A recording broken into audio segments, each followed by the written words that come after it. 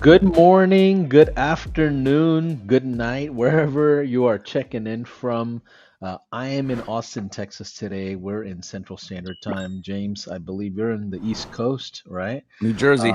New Jersey. Well, here's the thing. We've got a lot to go over today. If you have seen the notifications, the emails, we had, thousands and thousands of people opt in and wanting to get registered for this event.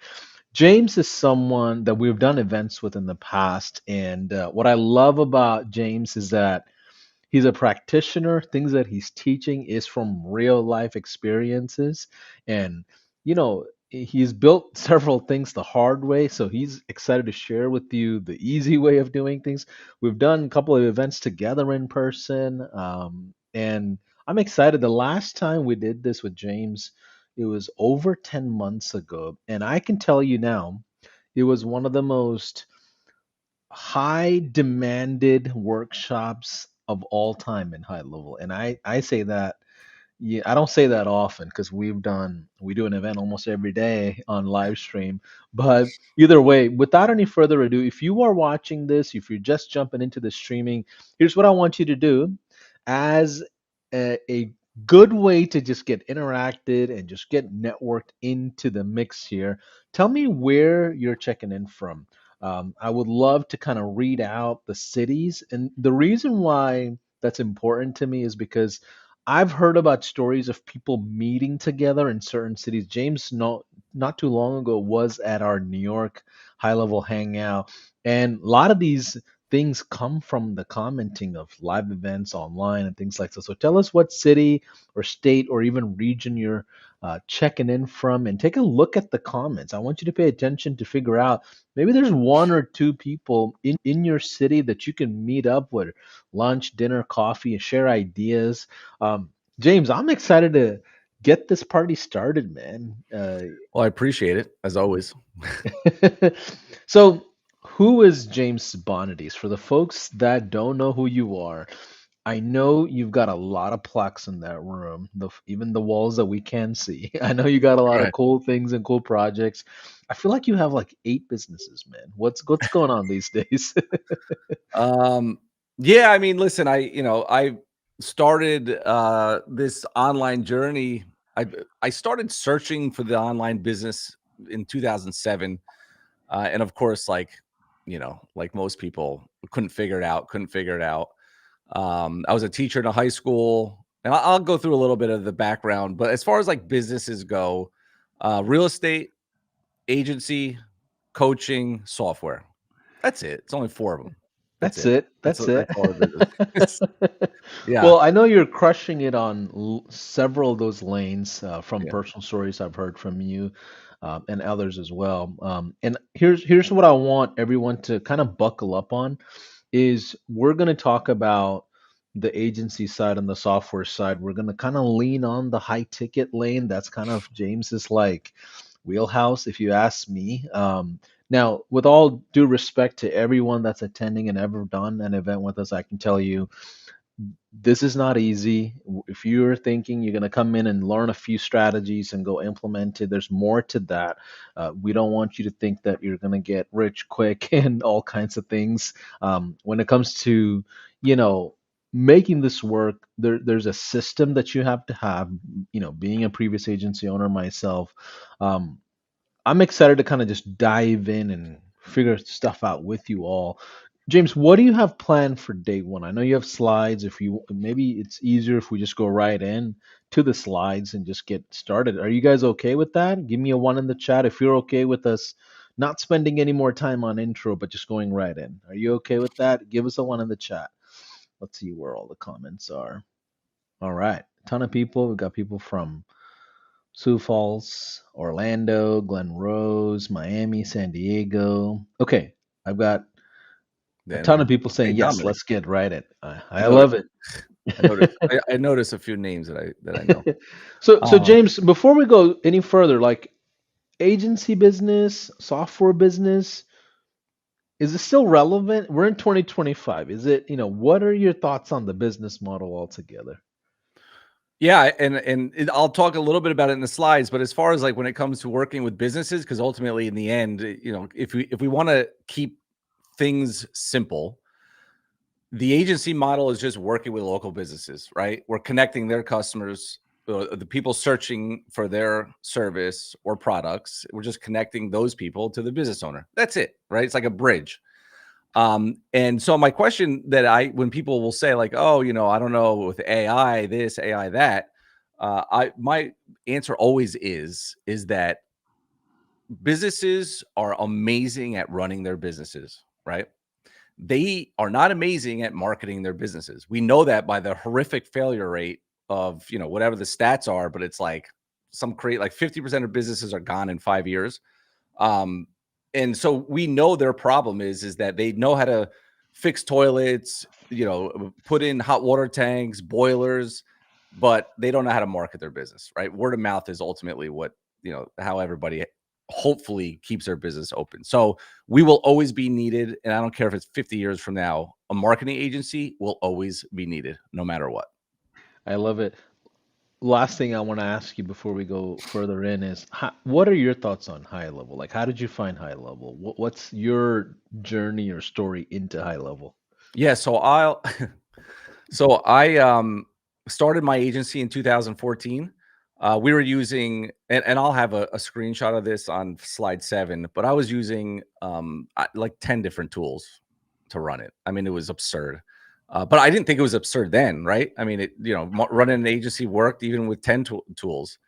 And it was like 2020, I believe, where, I tell this story where COVID came in and like my business was like booming and then it was like not booming anymore. And so the first thing we have to do is find out where we can cut. And so the first thing we cut was software. But because we had a choice and Go High Level was that choice, we were able to take all these softwares and go from like 3, 4,000 a month to 297 or 497 a month. And so that was like my first intro. Then I got all of my coaching students on basically onto it that weren't already on it because I think High Level's been around since what, 18, 19, yeah, 19. 19 February or March we started. Yep. Yeah, so I think I actually was 21 when I finally took the leap, and then yeah, I waited too long. I wish I wish I started earlier.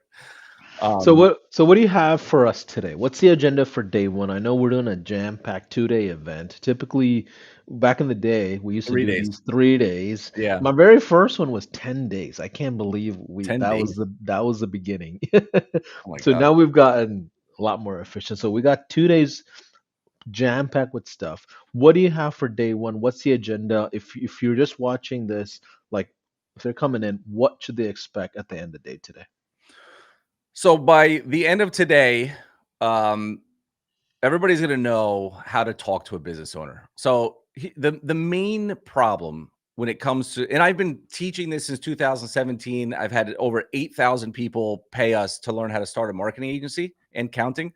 Um, and the number one problem is that people are afraid with two things, right? Where do I find the businesses? And what do I say to them? Right? How do I know what to sell them? And most of the time, like outside of what we teach, most people don't know. They just don't know what to say. They don't know, like, all right, maybe I want to pitch AI voice, right? But how do I know if the business needs it? What do I have to ask? Are there certain questions I should be asking? And so today, by the end of today, everybody is going to know exactly how to end a conversation with the flow being the business owner is admitting without even knowing they're admitting exactly what they need. And so what that does is it gives you confidence. So if I have a conversation with a plumber, I ask them a series of questions, and by the end, I'm going to know exactly what service to pitch them.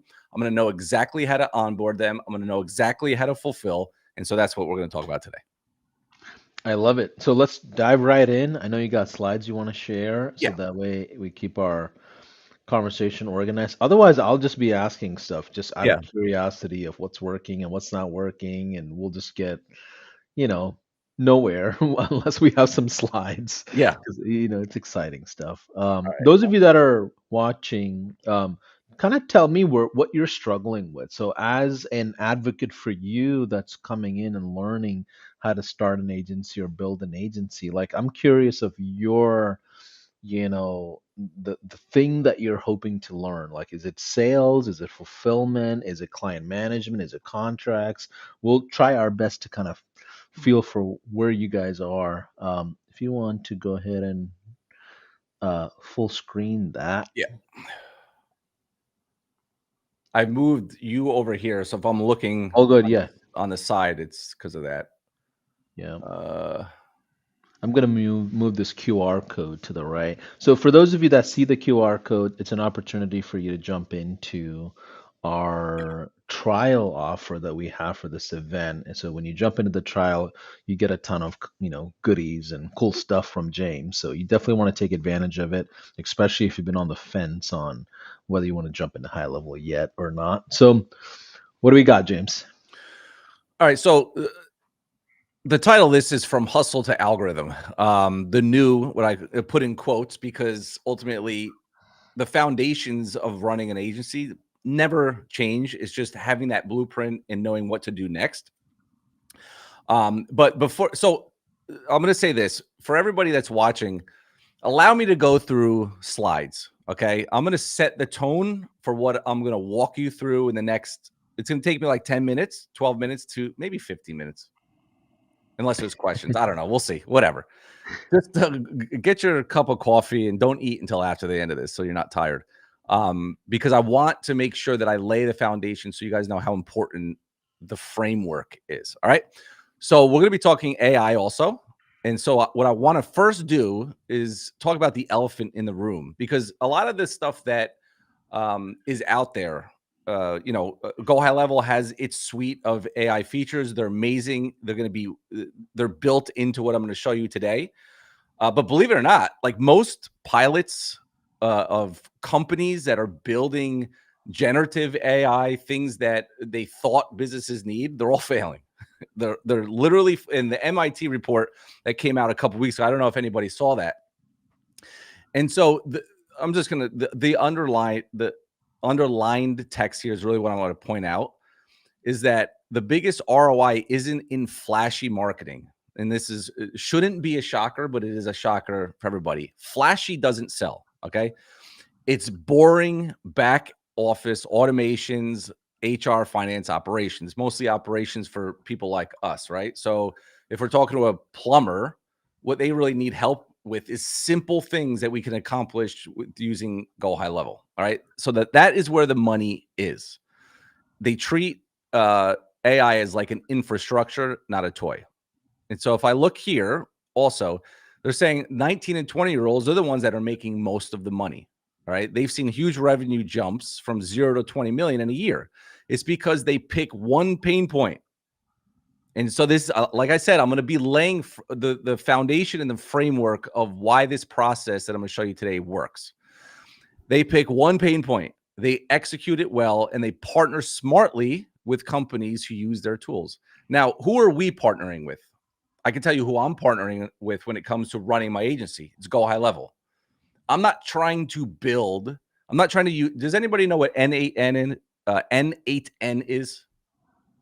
I'm sure people have heard of it, right? I spent 2 weeks trying to figure out how to use it, and then I realized I don't even know why I'm using it. Like, what am I even trying to build that Go High Level's AI tools can't do? And when I say Go High Level's AI tools, what I mean is I'm working with plumbers, electricians. I'm working with HVAC companies. I'm working with home repair modelers, kitchen repair. Like, you don't need to have a workflow that is the size of my back wall in order to sell something to somebody. You need simple. Like, they want simple. They need to solve one problem. And then once you solve one problem, that's where the big money starts to happen. And I'll show you why. All right. So I know Paulson already said this, but any results that I'm going to show you, okay, past performance is not a guarantee of future performance. High level does not guarantee that you will experience financial gain or generate revenue. Results will vary. Everybody in their mind, check that off as the no guarantee piece. Everybody got that, right? All right, cool. So let's look at the old hustle way. And I put things in quotes because ultimately, like, we all got to hustle. All right. building an agency today, in my opinion, is way easier than it was when I started in 2014. Way easier than, like, my business partner started in 2012. We just have the available tools um, that enables us to very easily implement, let's say, AI or reputation management or lead generation. Okay, so core services the old way was Facebook ads, pay-per-click ads, SEO, reputation management, message marketing, or database. We call it message marketing, but database reactivation. And then you had to have three core skills: copywriting, sales, prospecting, and SEO. If that was one of your things, you need to understand it, unless you outsourced it, right? Most of the SEO I've outsourced. And so the old tool way, as I mentioned earlier, I used to have these were all the tools that I was paying for to run agency and coaching business. And you could see, like, Calendly, they're over here. Oh, it's written in black. Pipeline, Schedule Ones, Calendly, Jotform, Woofu, Dash Clicks, ClickFunnels, Callfire, CallRail, Text Line. You get the point, right? Zapier, Kajabi, blah, blah, blah. Okay. So now we just use Go High Level for everything, for coaching business, for marketing agency. This is what we use. All right. So if we look at what's happened now since AI has come into play, well, to me, what's happened is that there's just more things to offer businesses. There's more opportunities. There's more money to be made. There's more packages. There's more upsells. There's just more things you can sell. Because a plumber, right? Could they use lead generation? Sure. Could they use pay-per-click ads? Like, for example, pay-per-click ads? Sure. Could they help with ranking their Google Business Profile? Sure. Can they help with managing their reputation? Sure. Can they help reactivating their customers? Do they need help with, setting up a voice AI or an AI agent, or helping them with the reviews, putting a chatbot on there? Yes. They need help with everything. But you can't try to help them in the beginning with everything, because they don't even know what they need help with. Get the point? It makes sense? Now, the four core skills, we can now use AI to help us not have to be a professional copywriter. We can use AI to help rank Google Business Profiles a lot easier, as long as you know how to do it. We have Go High Level. So really, there's really one core skill that never changes, and that's sales and prospecting. Does everybody agree? Like, how is AI going to help me sell better? Is it like, can AI act for me as a marketing agency owner? Could it jump on a phone with a business owner and sell for me? I think it can get you further in the sales cycle, but Sure. it still won't build that human connection before someone says, yes, let's invest into XYZ together.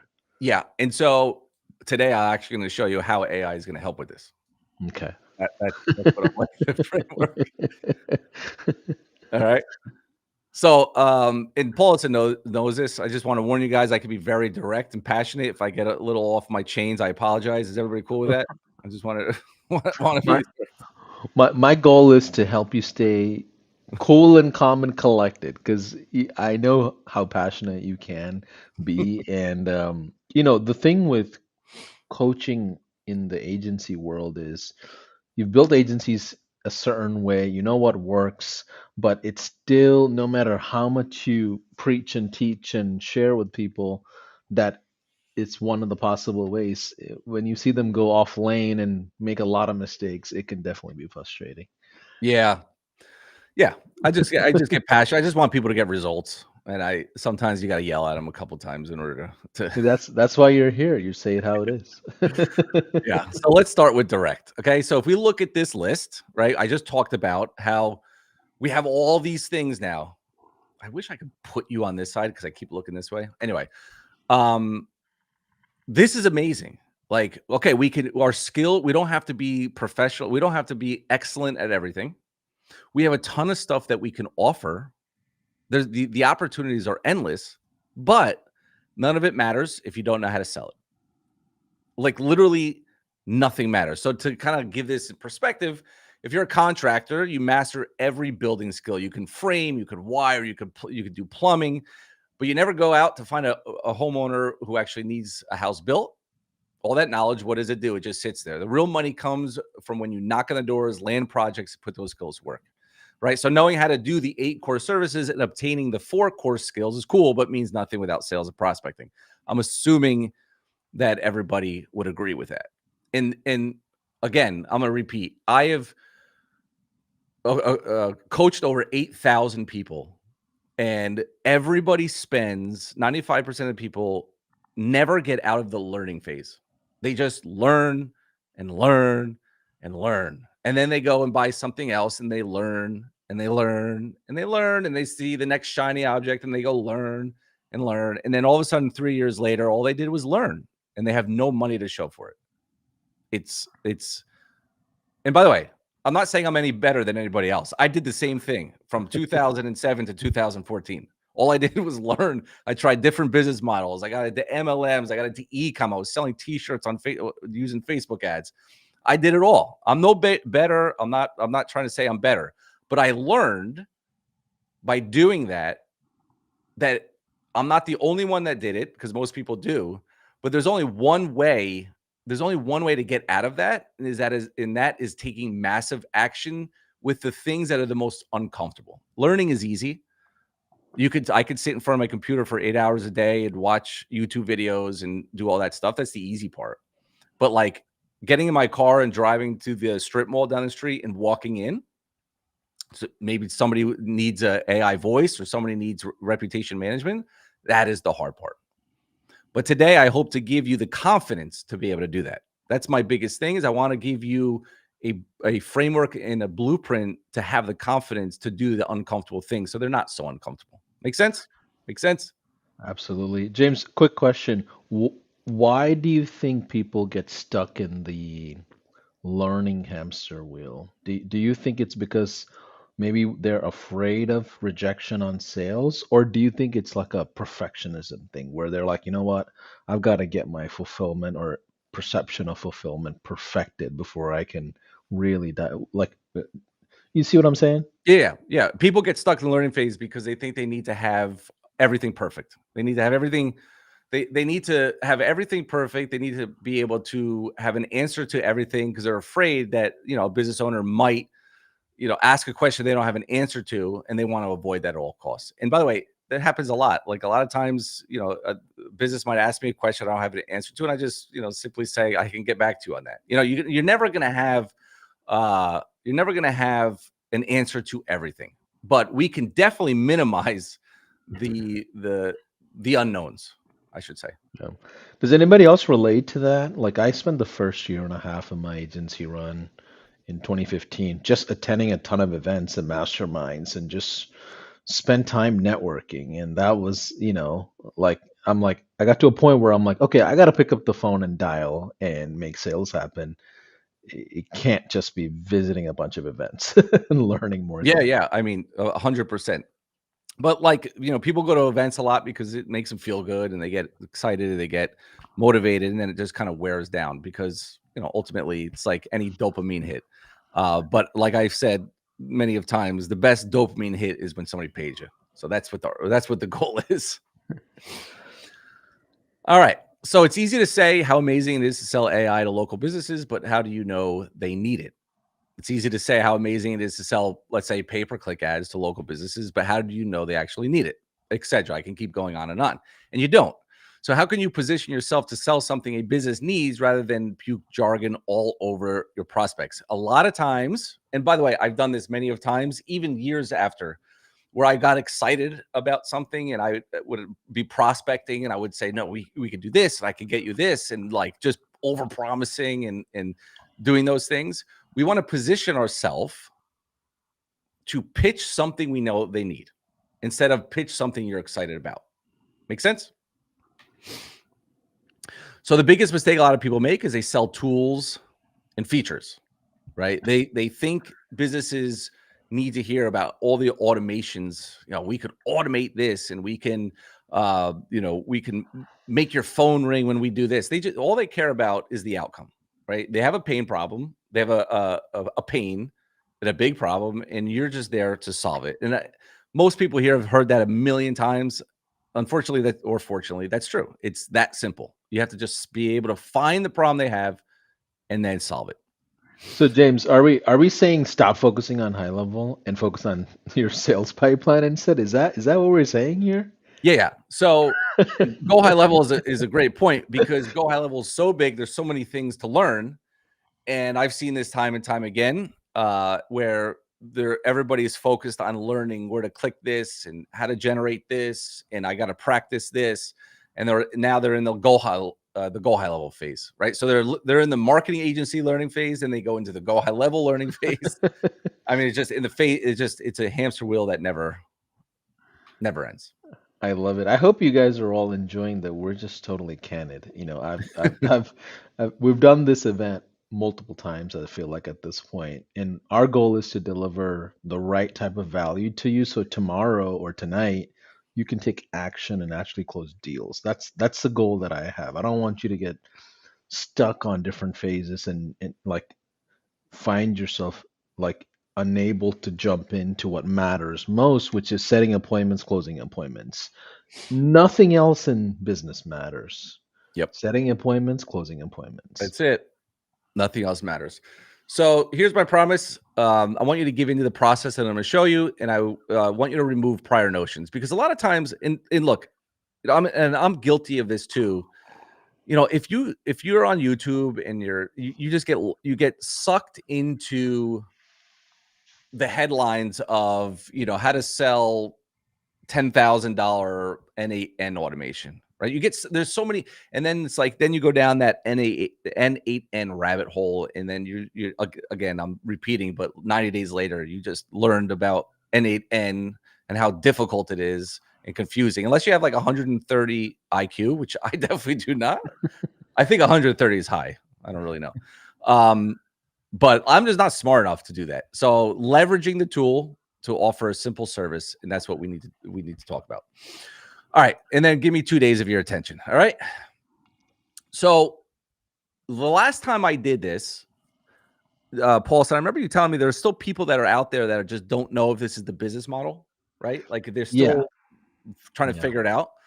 So I want to give a touch on why, in my opinion, this is the best business to start. For me, it's changed my life, right? The blueprint never changes. We simply help businesses get more leads and customers. We solve their problems. That's it. That's all we have to do, right? The speed to implement has changed. AI has helped us with speed and implementation. It's a global business. No matter where you are in the world, you can run it. It's impossible for it to ever be saturated. I talked about that earlier. It doesn't take many clients to change your life because the way I teach it, we teach higher ticket items, not low ticket. So you don't need as many clients. It's respectful, can be leveraged, sold, bought, passed down, low barrier to entry. It actually is the simplest business to start and get results, in my opinion. Maybe people would argue with me. And then AI has made it a lot easier. And no, agencies are not dead. So you must have went through my slides. I don't know. I love it. I do think it's the best personal development course you can ever take in business as well. Yeah. It'll teach you things about yourself that you never knew existed. That's for sure. All right. So I want to warn everybody. Okay. I know Paulson gets a kick out of this every time. So during the next 2 days, I'm going to sporadically give away over $20,000 of giveaways. Okay. I'm going to give 3 coaching spots, like my own coaching. To 3 lucky winners. 1 spot, I'm going to give an 8-week mentorship to. So that means that I'm going to assign you to a 6-7 figure agency owner that does mentoring for my coaching students. And they're going to work with you for 8 weeks, one-on-one every single week, walk you through our process. And that's worth a lot of money. So one person will win that. I don't know when I'm going to give it away. Maybe none today, maybe all tomorrow, maybe 1 today. Who knows? I just want people to stay. I just want people to stay. Okay. You guys cool with that? Give us Get a a one in the reply. chat if you're cool with that. And we don't do this that often, just so you know, at high level. Every once in a while. I think last time we did giveaways, didn't we? Yeah, I gave a boatload away, but I actually didn't. I gave 1 coaching spot away, but I gave away like hats and T-shirts. I said, forget the. I don't feel like mailing things, so I'd rather just give away. I All right. love it. Let's keep going. All right. So I have some data here. I'm not going to waste much time here, but in the end, it's exploding, right? Massive demand for digital marketing services. It's still on a very steep upward trajectory. The agency market size is huge. Enormous room for new agencies, especially those that carve distinctive niches or offer integrated modern services like AI. Agencies skilled in digital first AI supported strategies are poised to capture the lion's share of brand marketing budgets, which means if you have an AI service to offer, you will eventually outpace people who are kind of still stuck in just typical traditional agency avenues. Um, AI powered agency isn't just scalable; it's exactly what clients are investing in and demanding right now. And they say that the 84% of agencies identify as specialists, not generalists, right? So differentiation is key, in specialization, especially when paired with AI, is a powerful formula for success. So we have everything is laid out. Okay, the time is now. So if you've been kind of wondering if you should do this, I mean, you're early in my opinion. Like you were late a year and a half ago. Not late because you can't saturate this business, but now with AI, you're early. Okay, so you went from being quote unquote late to early. So today you're not going to have to really pitch a niche unless you really want pick a niche unless you really want to. You don't even need to pick a service. You will know where to find clients because there's so many ways. You will know what to say to them, when to say it, how to say it. You're going to know how to leverage AI and go high level. AI is going to be your partner in a service. And you're going to have a step-by-step blueprint. All right. So if you stay for all 2 days and grab a trial with my link, here's what you're going to get. You're going to get a full-blown go high level training. I have my own Facebook ads training you're going to get, PPC training, because these are services that we teach and offer. Cold email training is almost done. Upwork training, which people do not use Upwork enough. It is a freelancer, Upwork. These are businesses raising their hand. You just don't know how to set up your profile right. You get a free agency site, 13 done for you funnels. Tomorrow, I'm going to be talking about how to set up rep management with AI, referral automations. None of this is going to mean anything to you because you don't understand any of it, but it will mean something to you by the end of today. Okay. And then trial scripts, retainer scripts, client qualification interview script, onboarding forms, pricing and traffic sheets, and a prospect tracker. I'm going to go through this stuff so it'll make sense to all of you. Okay. I love it. Just to clarify, James, your focus, is it local businesses only, or can I build an agency a bit more wider, even outside of local businesses? Or like Well, give me what an should my example. like should I focus like where should my mindset posture be? Is it like I'm gonna go after the plumbers or the realtors or like certain people in a local industry, or am I gonna take on like a e-com store or like a influencer coach or something like that? Like Oh, where should my mindset be on my your target? mind. The mindset, what I'm teaching today has nothing to do with like influencers or coaching or something like that. This is going to be, you're going for a local business. Mom and pop I mean, shops. yeah, mom and pop. It could be big, big HVAC companies or pool installation companies, things like that. But any business that, and a lot of people will say, well, my town only has 10,000 people in it. So just think of the next biggest town closest to you. Who have you hired? Right? Who's come to your house to fix your siding? Who's come to your house to do plumbing work, electrical work, fix your garage doors? Like this is what I'm talking about. Like, where do you walk in your local area to go into? What stores do you go into? This is like e-com stuff. There's a time and place for that, but I'm a blue collar local business marketing agency. I love it. Can we have everyone in the chat type that out? Blue collar agency. I just want everyone to understand that are watching on replay or maybe you're just coming in. We have a certain mindset in mind, like that we're building an agency out a certain way. Like there's 500 different ways to build Yeah, an agency, but this is something that I think is really interesting because it's more, to me, it's more stable. This is the way I built multiple agencies as well. Let's keep going. Let's keep going. yeah. So they're the best people to work with. These local businesses is what drives the economy. It is the heartbeat of America, and even outside in other countries, like it is. They employ the most, and they drive our economy. Okay, so this is all the stuff that you're gonna get. All right, so I kind of talked about it, but I've coached over 8,000 people, generated over 37 million online. It's both my agency and coaching. Dozens of awards you see behind me. It's just for those who have no idea who I am. What I'm most proud of, obviously, of course, my kids, my two kids, my wife, my family. But what I'm second most proud of is this stat down here. So 7 years of coaching this exact model. Is this cut off? No, it's not. We have verified 2.8 million per month in student retainers since 2018 to 2024. These are verified screenshots and proof following this exact blueprint that I'm teaching today. Yeah.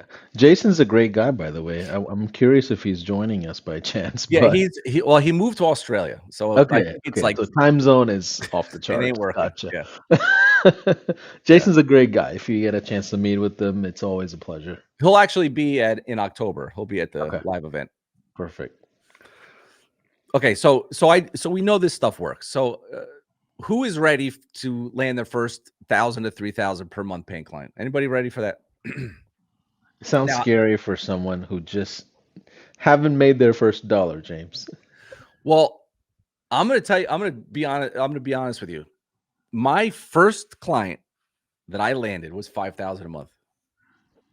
The first client from start in 2014, I landed a mortgage loan officer at 5,000. I promised the world. I have a whole story about this, and I don't want to waste too much time. But I just threw the price out, and I Yeah. was selling him SEO at the time, and he was like, "Yeah, sure, 5,000 works." Now, what happened after that is an hour conversation, but just let me just say, never over promise and under deliver. Just under promise and over deliver. Let's put it that way. So anyway, everybody's ready. Okay, so we have to start with step one in this process. Okay, so if you can't do this, you have no business, and the rest of this training is going to be worthless. All right, and it's sales and prospecting, and this is for everybody. So anybody who wants to start this business, whether even if you're a large agency, this stuff could help you. And these are the 2 days we talked about it earlier, but I already had them in my slides: prospecting and sales, and then leveraging AI and go high level to offer tiny wins and turn them into big money. Okay, we're just going to skip kind of through this. All right, these are just some students that recently posted. You could screenshot it and read it, but I mean, some of these people are making their agencies are bigger than mine. Like in 1 month, this guy got 6 new clients, 2,000, 4,000, 4,000, 2,000, 4,000, 4,000. It is a hell of a lot easier to build a business when you're getting those kind of payments compared to trying to land 100 clients at $97 a month. Okay, that's always my big thing. There's more than one way to skin a cat. Maybe some people are better to do it the other way. But for me and my students, I've always learned that charging higher prices is worth it because a couple clients changes your life. And I just have 4 of those. This is my favorite one. 10 new clients was in the month, 13,000 added. Look at all of them from Upwork, by the way. Just I want to make a point about Upwork because it is like the goal. People are going to agree with me, disagree with me on here, but we have students that crush it on Upwork. That's all they do. All of their clients are just found on Upwork. Just a few more other high ticket payments. Okay, just so you know that it's not just me saying it. It's not theory.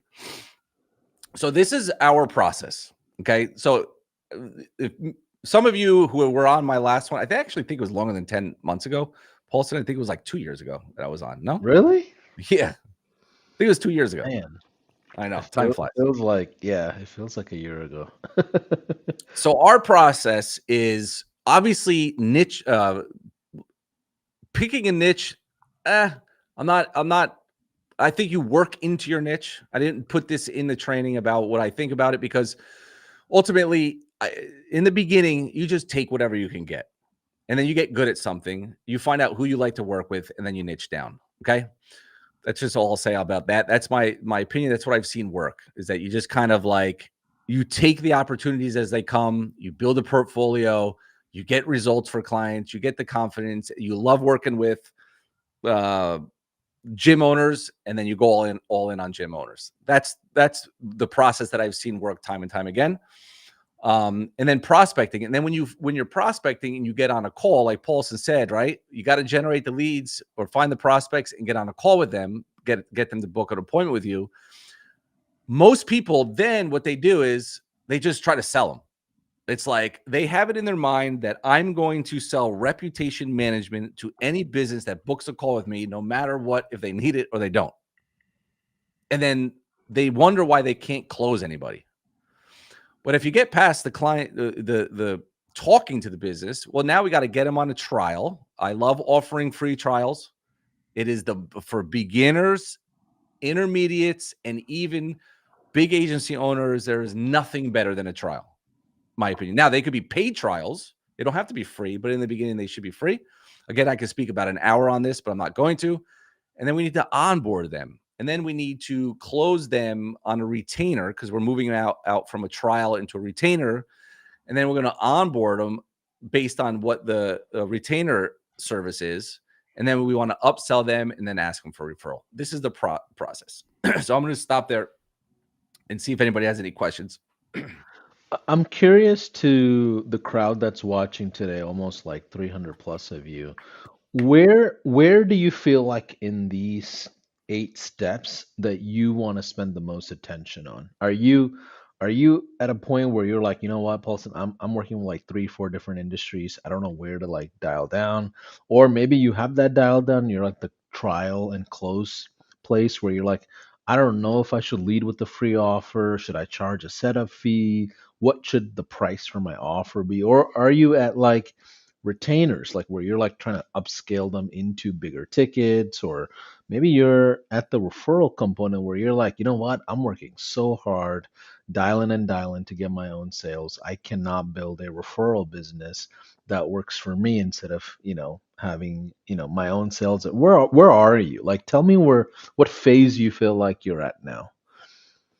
I should see numbers in the comments here. 1 through 10, 1 through 8, right? Do you have a client qualification process? Do you have an interview process? Or is somebody else handling any of these steps for you, or are you handling all of it? Like, where are you as an entrepreneur? Kind of give us feedback here as comments are flying in. Yeah, I saw a lot of like interview people saying the interview before they started typing in the. Got it. Yeah. I see people here. Keith says I'm on the first. Salvador says 1 through 8, man, all of it. I love that. Yeah, We got 2, 5, and 6. Matthew Phillips. Lucas says 5. Alex says 3 and 4. Tomas one. says 4, 1. Okay, cool. All right. Well, whatever. I'm going to help you with all of it. Okay, so let's just go through it. All right. So I have to, Paulson, I'm sorry. I'm gonna again. I'm gonna put a disclaimer. There's more than one way. And by the way, the way I run my agency, I actually have low ticket and I have high ticket. Okay, so you're gonna see that. But what I don't like that I see a lot of times people saying is that there's only one way. Like I see a lot of people are saying like low ticket, charge them, 97, 197 because they will stay longer or they can afford it or it's going to be less work for you. Okay. You could do it. And there are people who've done it and they have hundreds of clients and it's all recurring. Again, I'm not going to touch on my thoughts on that. In my opinion, I don't think that's the best way to do it. You can mix them. You can do both, where you can have your low ticket and work your way up into the upsell of getting them high ticket, right? So what I want to, how do we go back? Yeah. So they will stay longer because you're selling a cheaper product is not true. And I'm going to tell you why. Just look at the fitness industry. Fitness apps are $10 a month and they have a 90% churn rate. 90%. Okay. And they're cheap. Traditional gyms, like large gyms, 50% churn rate. Half of new members quit within 6 months. And that's $10 to $40. I have a LA Fitness down the road. It's like $9 a month. I don't even know how they stay open. I mean, the place is enormous.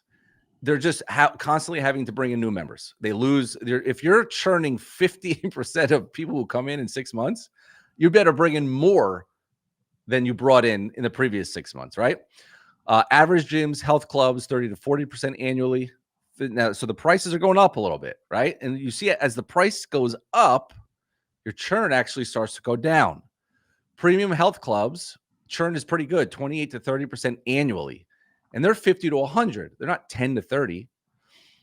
Boutique studios, CrossFit, yoga, spin, 20 to 30%. And personal training clients, this is where I want to talk about. I want to be a marketing personal trainer. Okay. 80 to 85% churn within 1 year, fewer than 15% reach 50 sessions. So the boutique is, I'm sorry, personal training. I want to be in the boutique area, right? I want to be able to have a relationship.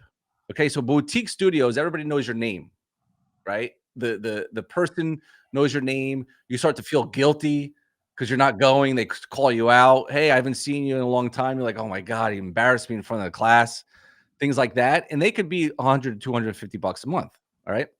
So as personalization increases, prices increase and churn decreases. Does everybody understand that? Did I explain that properly? Essentially, my current agency clients, I know by their first name.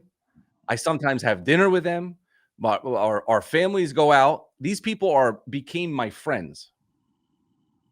They like, even if they wanted to cancel, they probably won't. They'll feel bad. Feel bad. So I don't want my client to just be a client. I want them to become, a friend. And it happens naturally. Like there's some clients that I talk to maybe once a month that I don't go out to dinner with, not all of them, but like you just want to have that in your mind because ultimately that you become friends with them because you change their life, you change their business, and they just naturally become friends, right? Make sense? All right. So my goal is to show you how to get these kind of payments. 3,000, 1,500, 16, 2,000, 331, yada yada. These are August payments from clients, but I'm going to show you where they started. So August clients payments, 31,000 over 16 clients, 382,000 per year, right? But they're high paying. They're paying high. And again, the numbers I show are our numbers. We don't guarantee that you're going to have the same results. We've been doing this for over 10 years, but we all start from ground zero. Okay. Did I do good on my disclaimer, Paulson, to make sure to go high level? I'm very proud of you. Thank you. Appreciate it. All right. However, all those clients were landed in this portion of the blueprint. They weren't landed Mm, here. Like when I say landed, I should say this. Those payments were because of this part of the step. Okay. Those weren't payments from trials or even the retainer. They were the upsell. All right. So these are those same clients trials in July. Does that make sense? Now this is both Jason and myself, so we're both land clients and things like that. So we own an agency together. So these new clients came in July. Were low paying clients, 297s, 300s, 349s, and those were landed here. yeah. Let's pause for a quick Yeah. second. What you just shared is a really big piece to the agency model today. Now, all of you that are SaaSpreneurs, take a look. James has two of those gold plaques. He was one of the first ones to get two, and I think you're on your way to get the platinum, if I'm not mistaken, Yeah, I next think year or so. this year. Next year, I think. All to tell you that the way people come into James's business is different than the way they stay in the business long term, right? So there's a entry point offer, which is the SaaSpreneur model we talk about. Myself, Chase, founders, like we talk about the low ticket SaaS model because it takes the pressure off of sales. You can build enormous things with that. There's also negatives to that, right? You're not going to be able to go charge one of those clients $10,000. Like you have to have an offer that makes sense. So, James, correct me if I'm wrong. You're looking at the SaaS model, the entry level, as like a pool where eventually you can handpick the top players that are paying you sometimes even 20 grand a month. Yeah. So what essentially through this process, we identify the first problem that they have, and we solve that problem, that little problem. And it could be they don't have enough reviews, right? Is that I and I'll talk about this, but like, or they want a database where they want to bring in more money from their current customers. Now, how do I identify that? I identify it through our client qualification interview, and then I want to get little wins for them. I want to get them on my side. I want to prove that I'm the man. I'm their marketing doctor, right? I'm their business doctor. Identify the problem. I give them a medicine to fix it. All right, that's what we like to say. But we all know that, like, if I have diabetes, I probably have more than one problem. I don't mean, like, for anybody that had diabetes, it's not anything against you. My father has it. Okay, but so we solve the problem with a pill. It's such a bad such a bad way to explain this, but it's actually true. We solve the problem with the pill, but then the pill actually creates more problems. Yeah, it doesn't solve the root cause, is what you're getting No. at. And then they need, like, okay, now we need to sell them, like, weight loss. We need to get them off the pills, things like that. Whatever. The example is a bad one, but it's actually true. So as we solve one problem, we actually create more problems. And I actually don't have anything on this, but like when you asked me this question, it made me think of it. This is actually really important. Yeah. So let's think about this for a second. So more reviews. Okay. So if I help a business get more reviews, they're getting, an extra 10 reviews a week, because I'm hitting their past customers, asking them to give a review. I set up a system where now new customers that come in, now they get a text message that says leave a review, when before the business never even was trying to get reviews, right? It was just a natural thing. People would review it when they were happy. Well, what's the problem that I created? I created a problem where they don't have time to respond to the reviews. And everybody knows that Google, it is very important to respond to reviews. Well, now I could upsell them AI review, or like the response to AI reviews. You see, so I'm fixing a problem and then uncovering another problem, so I could sell them more, because I'm in business to make money. I don't know about you guys. You guys in business to make money? So I want to solve one and create a new problem so I could solve that problem. I love it. So as you solve bigger problems, your price point, your retainers, Yeah. your exchange has the potential to grow. Yes. And I'm doing more things for them. Ultimately, is really why it's I'm charging more, because I start to basically be the go-to person to everything that they do, right? And a lot of times I'll come into a business that already has a marketing guy. Yeah. Um, and they just, like, get reports that they really don't know. A lot of times the marketing agencies are burn and churns, like big ones that a lot of these companies hire. They just know that they're going to lose, 20 clients this month, but they're going to get 50. So their business model works. So they burn and churn, and they get on long-term commitments, and they really give people like us, what I like to consider myself a boutique agency, a bad name. But there's also opportunity there. Yeah. And James, is it true that a $50 client often is way more needy than a $5,000 client? Oh, I mean, are you kidding me? It is beyond true. It is beyond, and that goes back to this part over here. Hold on, where did it go? Less work. I would say that is not true at all. What happens is that when somebody pays you a lot of money, they're vested in you, and yes, now you better perform. Let's call a spade a spade. Like, this isn't like charge more money because you want to charge more money. It's charge more money because you are ultimately, like, fixing their problems and delivering on what you're promising. Make sense? Absolutely. Let's keep going. All right. So originally, those clients, the 16 clients, was $5,516, which is 66,192 per year versus 382. So for me, it's that the when they come in, and the process when they come in to upselling them to more things is crucial. It's crucial to your success. It's crucial to making sure you have enough cash flow to grow. All right. That makes sense to everybody? Because I don't know about you guys, but I'd rather make 382 versus 66. Right? Or no? Absolutely. Okay.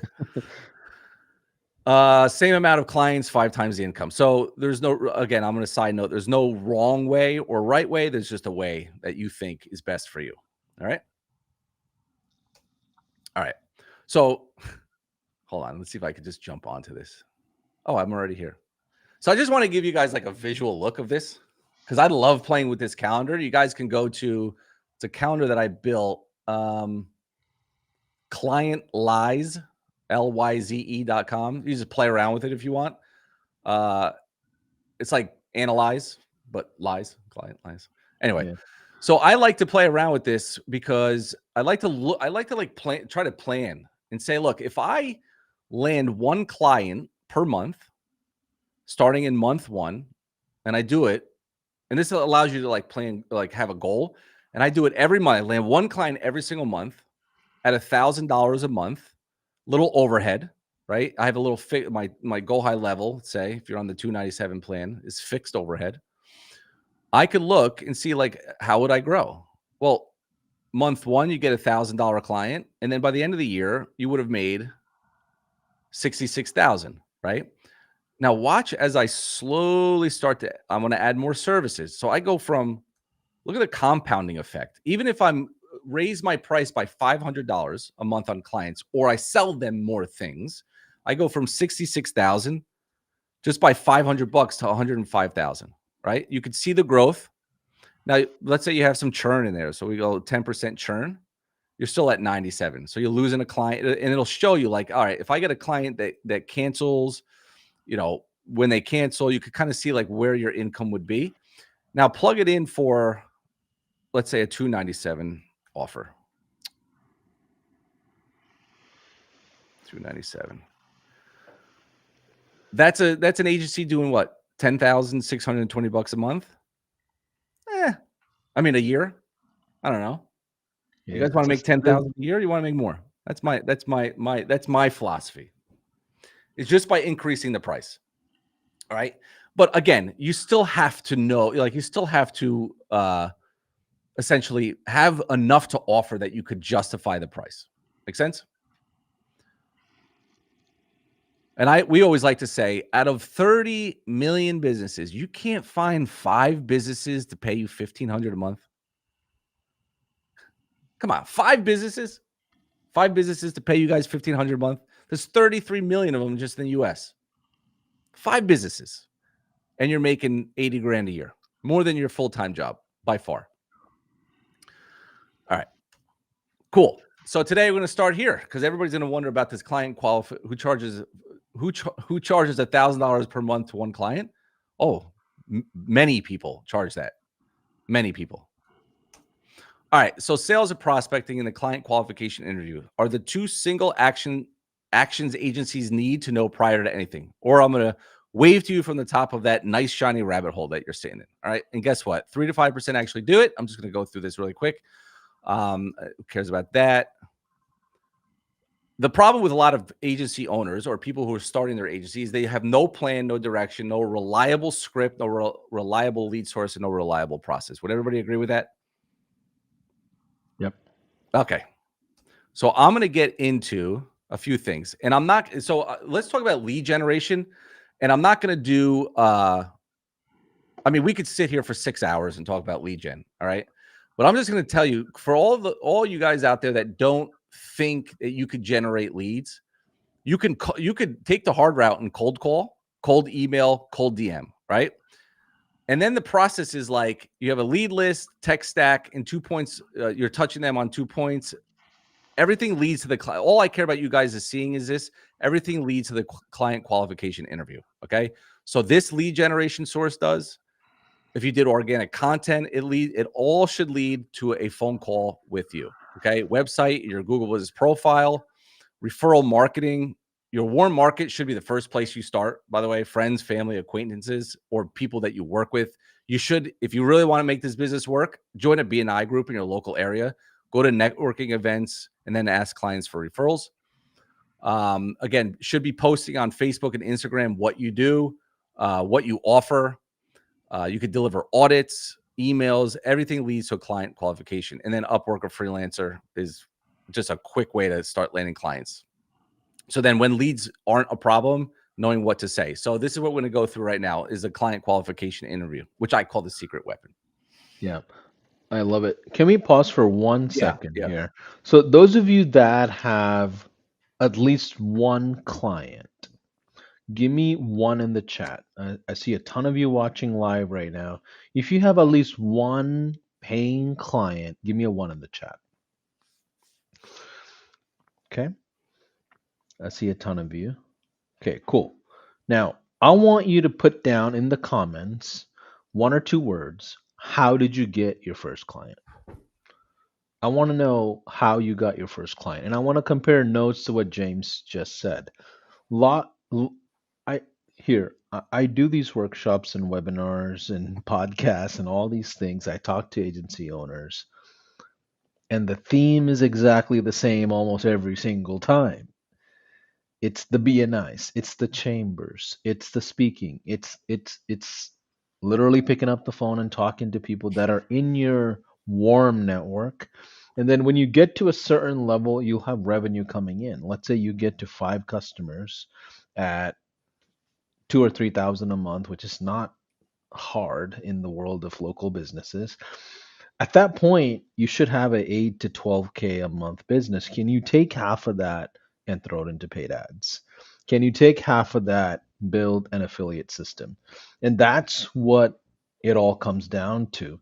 Frank Kern was in here and he talked about the same exact model James is talking about, which is, hey, have a low ticket offer. Frank talked about reviews as a thing, right? Billie Jean came in here. He talked about providing audits and certain content as your first gateway offer. What is your foot in the door offer? You talk to a guy like Nick Robbins or you talk to like Molly Mahoney, they'll tell you charge for an audit. Nick would back in the day, Nick would charge $150 or $200 to do a marketing audit, whether that prospect became a client or not. So these are foot in the door mechanisms and offers that you might feel like, man, I hear this from every person. I hear this from every type of place. And the reason why that is the case is because it works. Maybe James is better at a chamber event where he can present something where I'm not. I might be better at hosting a dinner, right?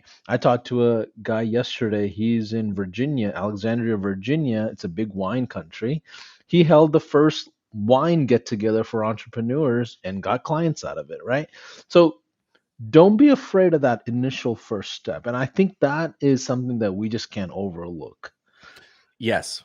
And so again, everything I talk about, like none of it matters if you're not willing to. That's what I said in the beginning. You have to get out of your comfort zone. There is no shiny, there's no shiny bullet for this. And again, if I go back to these, I'm not going to sit here and go through how to generate leads with Facebook ads, or how should you cold call properly. Yeah, do I have trainings on that, or cold emailing or cold DMs? Because ultimately, in my opinion, this is where you should be, right? You don't need to do anything else. Warm market, friend, family, acquaintance, BNI groups, networking events. There's no course that you could buy that will do it for you. Like this is the reality of business. And those who aren't willing to do it, it's just you're not going to make it work. Okay, so even what I'm going to show you, the walkthrough of this interview, it's not going to matter if you don't have anybody to do it with, right? Make sense? And by the way, I was reading what everybody referrals, warm market, um, business expos. Like it's everybody has the same answer because and then those of you who are not answering, um, you're hoping for a magic bullet and it just doesn't exist. Yeah, friend, I family. told you we are gonna get candid, didn't we? I told you we're gonna be really honest. The hardest client to get is your first five, six. It's much easier to get your 100th and the 200 client because you at that point have so many resources. Let's keep going. Let's keep going. All right, so I'm gonna do. We're gonna walk through this part right here, the client qualification interview. And so before I do that, let me just show you guys really quick the process that I've been doing. I'm going to put this closer. That I've been doing for like 2014, and then teaching this paper process. Okay, so the where am I? I'm here, right? So Yep. this would be our CQI, and what I would do is I would read the script. I'd be on with a business owner, whether they You're were on for Zoom. You're on Zoom or in person I or would be on Zoom. I didn't want to do it in person because I didn't want them to know that I was writing things down. So I would naturally kind of go through this interview process. And it doesn't matter. You can still do it in person, and you can take what I'm about to show you. You could actually take your laptop, sit across from them, and fill it out. But I used to do it like I used to do it on paper. We would fill it out, and then we would have like if message marketing was the thing I was pitching them, and I'd have my onboarding list, and I'd have to send it out, and then hopefully he was going to do it, or I'd ask him other thing. I'd write out the things, and I'd have to come back to the office and put it all in there. Here's my if I sold them SEO, here's all the questions I had to ask for that. Reputation management, here's everything I had to ask for that. Lead generation, here's everything I had to ask for that. Google My Business Profile, NAP listings, and so on. You guys get the point? it looks like you were using fax machines back then, James. Yeah, I mean, I've had yeah, 2014 were fax machines a thing? Yeah, probably. Believe it or not, people still use that fax machines. Yeah. I'm just busting your chops for fun. It But feels like it. the the qualification process, what are you looking for? What are some things that would disqualify a prospect? Well, I'll show you. Okay. Let me go over to here. I'm on here. Okay. Yeah. All right, let me just log out. So this isn't available for anybody. It will be available for anybody who grabs. This is one of the bonuses that I'm going to be giving away. Grabs a trial, upgrades, and go high level. If you're a go high level user. By the way, we need to before I forget at the end of this, we got to talk about how like with the snapshot. When do we talk about that? Just so everybody. Do we give the Yeah. snapshot tomorrow? So if you registered for the event, you'll get the snapshot at the end of the event. So Okay. tomorrow at the end of the Oh, event, perfect. we will Perfect. do a blast and it'll go out. If you just registered, if you have an existing high level account, that includes a trial. You jump in with this event right now. Yeah. Got it. Okay, perfect. So then I don't have to worry about that. So at the end of tomorrow, I'll show you in that snapshot where you can get access to certain things. But anyway, so I built this, and there's some people from my coaching program that are on here that will probably be like, "What is that? I never saw that," because like this is brand new. So you guys are going to see this before even like my whole coaching group. Okay, so I created a process that allows you to do this interview interactively, right? If I'm on Zoom, let's assume I'm on Zoom with somebody who wants to get on, who I'm going to help with their marketing or whatever it might be. They were a referral, whatever it is. So if I click new interview, essentially, if it's let's say it's what industry should I talk about? Well, let's ask the crowd. What industry should we do a sample on? Um, let's see. Somebody's going to probably give me some wacky industry. You know that's going to happen, right? Manufacturing of chips. I'm Roofing. just kidding. Let's go with roofing. Yeah, Salvador says roofing. All right. Perfect. Manufacturing of chips. I should have roofing in here. If not, you could just put other. Yeah, roofing. Roof repair. All right. So I'm going to talk to somebody. He's in roofing. I know, maybe I don't know. He has 4 employees, but he was a referral. The name of his company is ABC Roofing. So I'm filling this out. Maybe I know what his initial problem is. Maybe I don't. Doesn't really matter. I'm just going to put inconsistent lead gen. Yeah. Can you make the screen a little bigger? If you go to view and go to, Like yeah, that. perfect, perfect. Yeah. All right. Perfect. So I'm going to start this interview, and this process is going to walk me through questions to ask. All right. And so the first question that I'm going to introduce, obviously, hey, this is James. Start the conversation. Um, and essentially, what I want to say is, look, I want to get a little insight of your business, how you run your business, so then I can help identify what I can maybe help with or maybe not help with. Maybe if not, then we go both separate ways. But maybe I could help you with some of the issues that you might be having. And so the first question I want to ask is, and I have time, right, Paulson? I have till 2. Yeah, you have whatever time you need to get this done, right? Okay. Yep. So the first question I want to ask is, would you say you have the capacity to handle more business and are looking to bring in more new customers into your business and grow sales, or are you interested in just maintaining your current customer base while still increasing sales? So if you read the goal here, right, what do I want to do? I want them to admit and confirm that they want help. All right. In addition, I'm getting an idea of where their head is at in terms of their capacity to handle more business, because more customers means all services that I can offer on the table. Maintaining current customers, I would probably just focus with either rep management or database reactivation, which is message marketing. Okay. So I'm going to choose if they say, here, Paulson, you answer the questions. Yeah. So what I'm getting at, what I'm understanding here, my background is in healthcare before agency. So you're acting like a physician. Yes. I'm in the urgent care or ER room. You're focused on symptoms that I'm describing, and you're focused on giving me a diagnosis and a prescription. You, That's you the couldn't have, mentality. yes, you couldn't have put it any better. Yes. Okay, cool. So, would you say you have the capacity to handle more business, and are you looking to bring more new customers into your business and grow sales?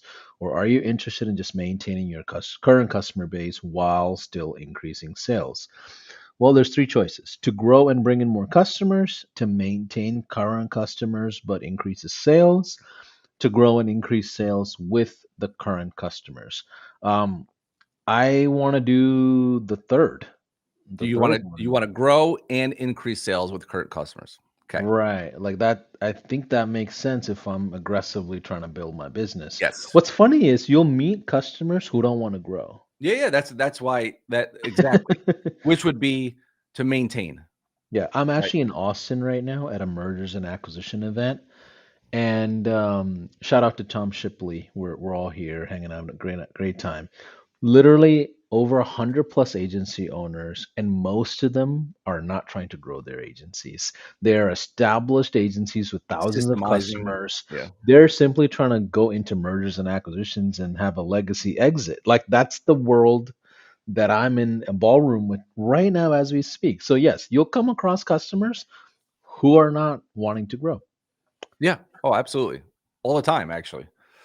All right, so Paulson wants to grow and increase his customers. That's true. How much does your typical customer spend on their first purchase with you?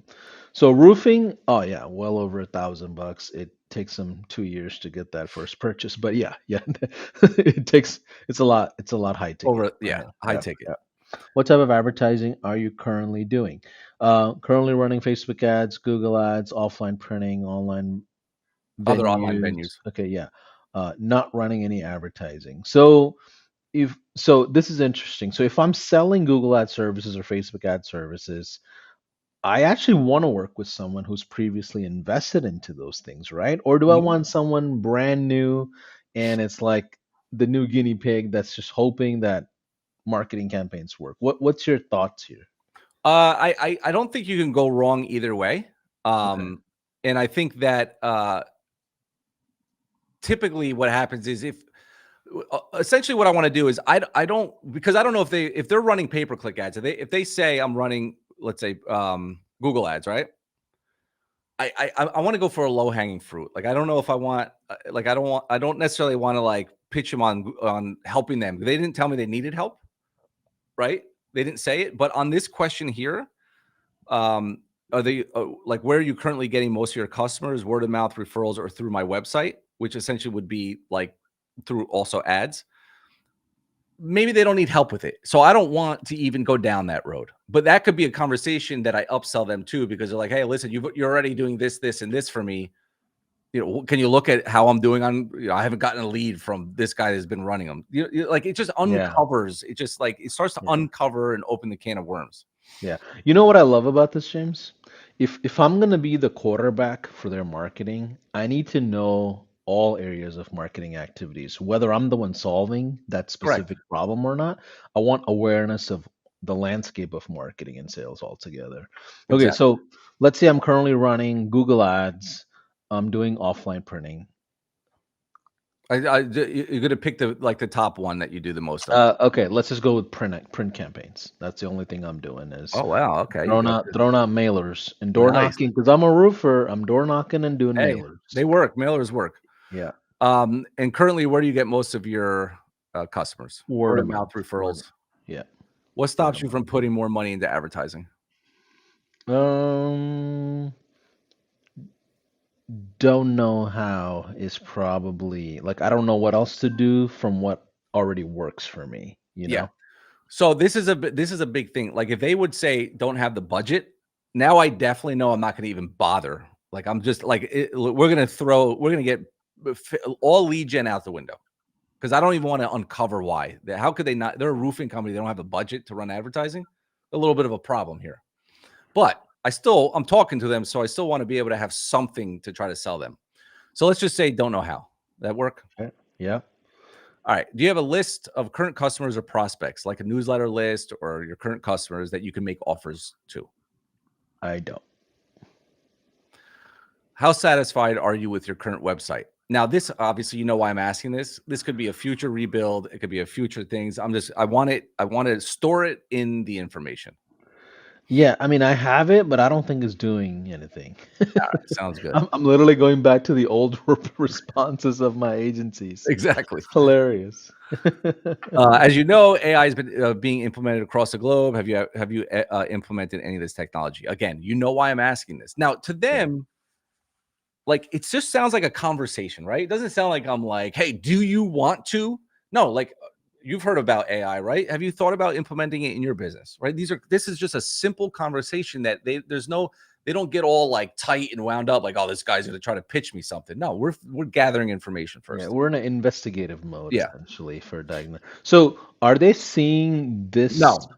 Okay, okay. So No. this is for you essentially, Correct. and you're on just a Zoom one-on-one or a, phone call essentially Yeah, or in or a phone person. call. Yep. Yeah, Yeah, so I'm got it. asking the questions and I'm sitting in front of my computer on the phone or even on Zoom and just clicking. Okay. And who all should be on that call? I mean, if you're talking to the business owner, like, it depends. I want all, decision makers on the call. I want, if his wife has a say in it because she's the secretary there, I got to make sure she's on it because the woman will always have the final say.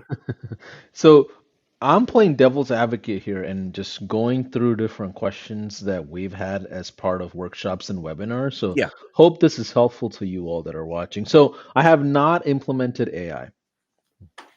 you have not. So Okay. that's going to be my answer. Yep. Do you actively collect reviews from your customers after using your services?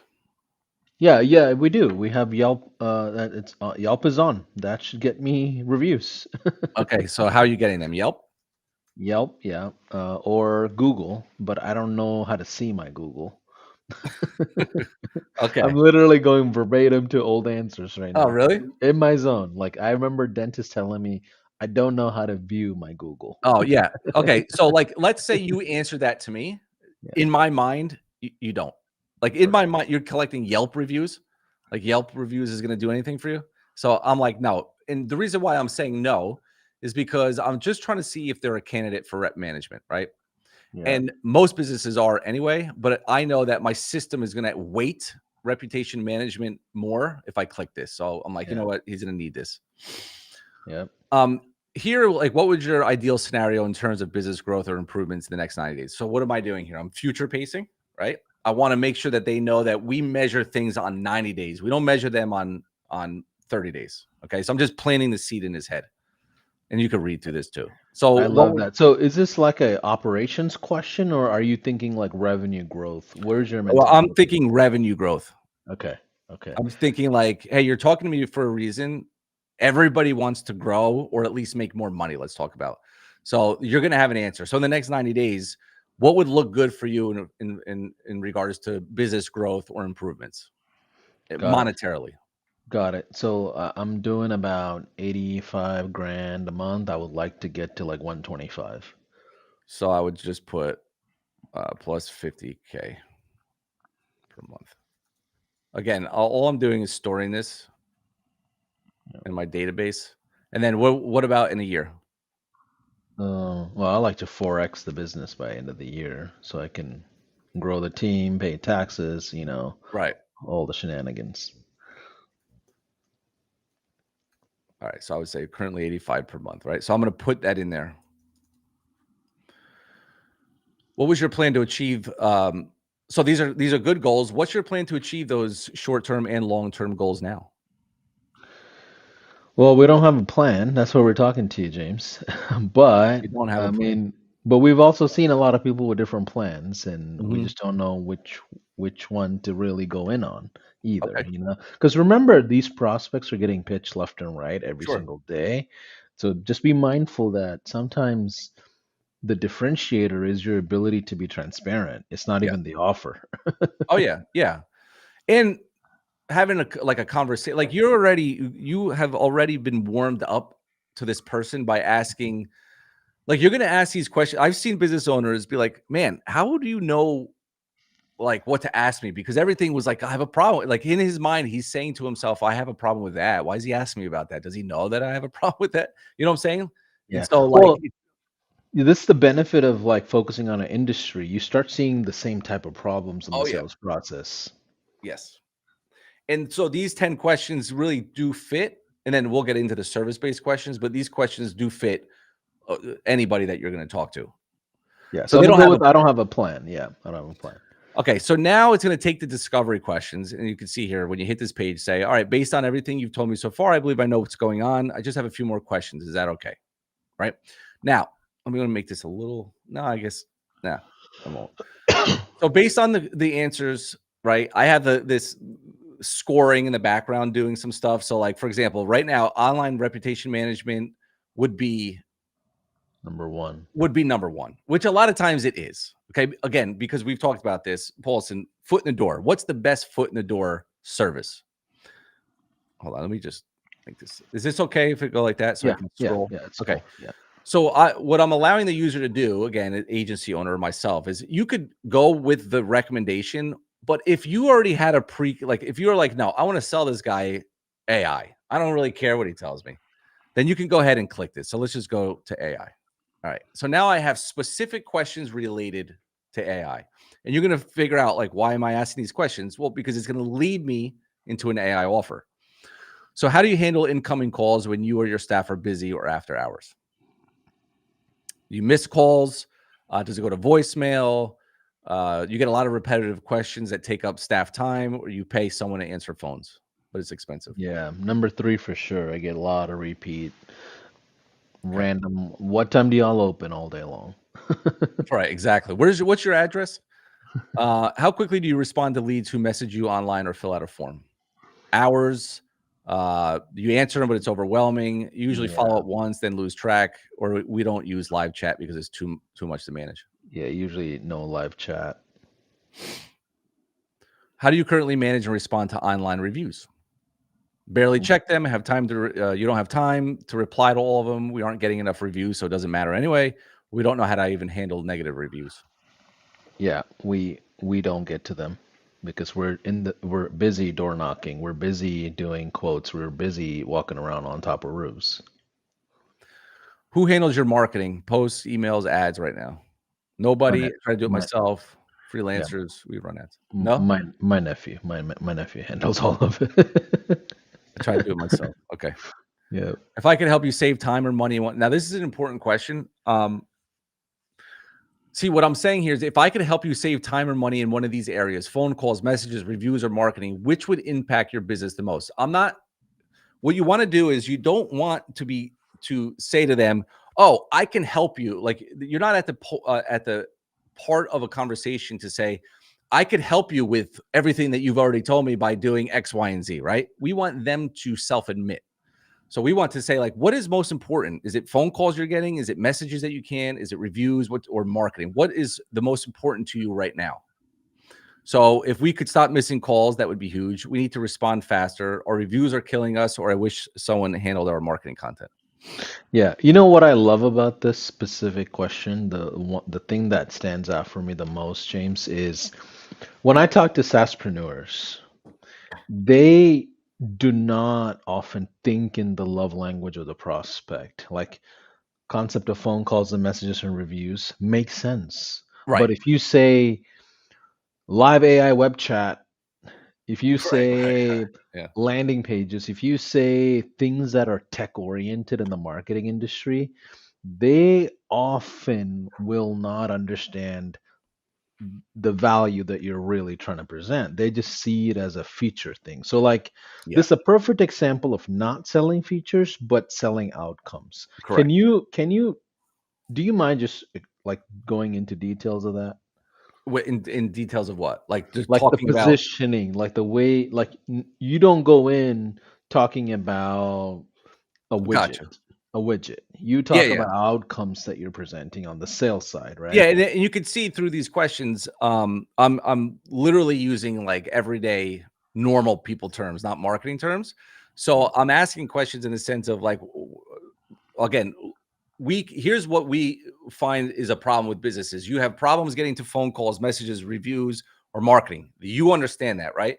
So if I try to say, well, listen, we could put an AI chatbot on your things to answer all of your, you just start to spit this jargon like in their head. They're like, chat bot, what do you, I don't know what you're talking about. So we're like, no, instead, we can help solve this problem.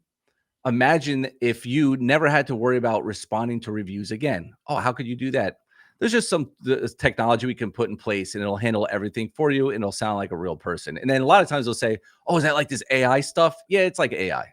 Yeah. You know what I'm What we saying? Like, just yeah, what we just described is the first major pillar of struggles that all SaaSpreneurs go through. They get stuck on the tech, they yeah, talk to the prospect throwing up tech language.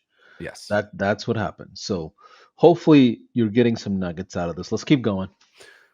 So which one would you say you want help with the most? Missed calls or reviews if I'm It focused doesn't matter. on yeah. It'll figure out what to do. So that'll generate a recap again because I'm trying to make this a conversation instead of just like boom, boom, boom, boom. So I want to break a little bit. So hey, listen. So I would say, all right. So now I have a really good idea, but allow me to summarize. If I understand correctly, your customers on average spend over $1,000 initially with you. Right now, customers are currently finding you mostly through word of mouth. You also said that you're currently running offline print campaigns and you haven't put more into advertising because you don't know how. You do have a list of customers and you don't actively collect reviews and you are not satisfied. Are you good so far? Does that make sense? So Yeah. again, I'm doing this in a conversation because, and by the way, but when we used to do this, the hardest part was trying to go back on the paper and summarize. Like this was the hardest part about this because the summary is so important because this what a business owner will be like, man, this guy like is really paying attention. Like, how does he remember exactly what I said? And it flows. Obviously, this is pulling the information and putting it into a generation of a summary. Um, and you would be shocked of how a business owner reacts by you knowing what the hell you're talking about, right? Well, this is also different than like a AI Zoom companion notes crap. Like, don't use Oh, that for sales. right. Have a diagnostic tool, something similar to this or something like this, right? You can tell when it's just jargon versus, oh, you really cared about the problem that Everything you're I trying said, to exactly. solve. Yeah. Yep. And so now, again, I wanted to remind you guys, I'm the marketing agency, and I'm talking to a business owner, and they're not seeing my screen. I don't want to confuse people. Like they don't even know where I'm coming up with these questions. Like as far as they just think I'm asking it, randomly. So as a user, I summarized. I was like, hey, so far so good. And they're like, yeah, so far so good. So now I can generate my script. Okay. And if I click back, let me go back to recap. So the generation of the script um, is when we're going to try to pitch them something, right? So we have a phone call management. So we call this, oh, it's pulling the wrong one. Oh, no. Yeah, it's pulling the wrong one. Let me go back to template here, edit template. Let's see if it pulled it. All right, I'm going to go back here. So this is I'm beta testing all this, but what it should have done. Let's like you said. Hold on. Let's do this one.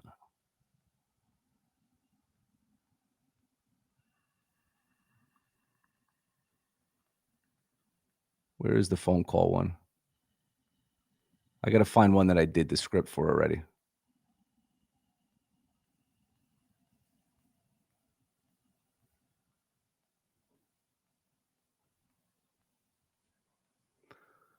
All right, let's see what this one generates.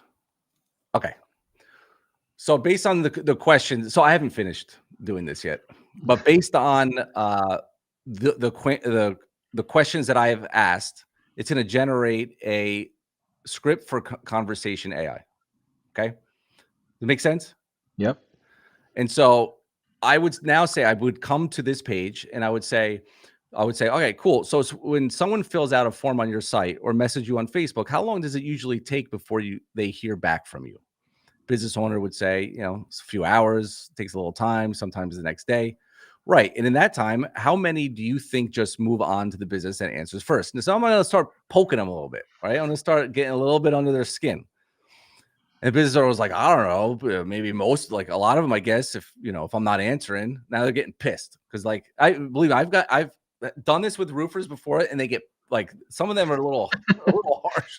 Like, well, I don't know. Maybe they call the next guy. What do you want from me? I'm trying to do my best. And I'll say, like, exactly. And that's the leak. Leads don't die because they aren't interested. They die because nobody followed up fast enough. Now, imagine this. Every time a lead fills out a form, sends a DM, or texts your business, they get an instant natural response. It books appointments, answers questions, and keeps them engaged until you're ready to close. It's like hiring a 24/7 salesperson that never forgets to follow up. If I could give you a way to double the number of leads you close without spending a penny more on ads, would you even hesitate to use it? No, I wouldn't. And so I'm bringing them into the close. Okay. And again, I could actually use AI with an API key. So everybody, if you have an API key with ChatGPT, you could plug it in here, save it, and generate an AI script. I like to use the templates. Sometimes AI gets a little crazy.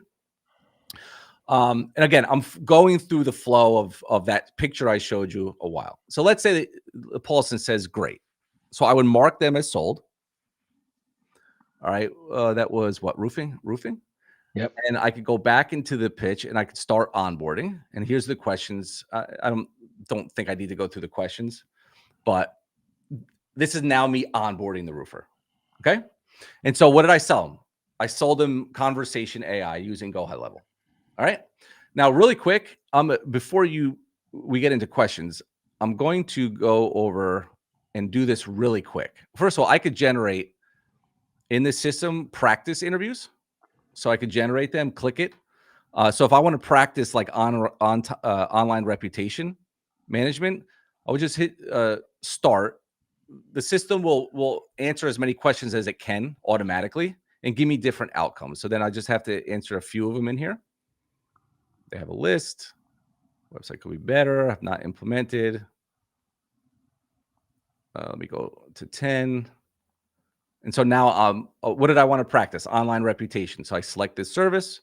Here's my service questions for reputation management. Are you using Google Ads? Now, this is the reason why I'm asking this, because if they're not, again, now I'm storing that this is another service I could use. Do you know if you're getting any leads from your Google profile? Oh, you don't know. Again, now I can help them rank their Google business profile. So I'm I'm setting up the future upsells. Do you understand? Make sense? Yep. Yep. Do you have a procedure in place to handle negative reviews? Don't have a procedure. Well, my reputation management is going to fix that. So now what do? The same, again, we're following the same blueprint. I'm going to go through here, recap it. And what I wanted to show you here is we could use Go HighLevel. We go right here. I'm going to go to Go HighLevel, my brand, my prospecting here.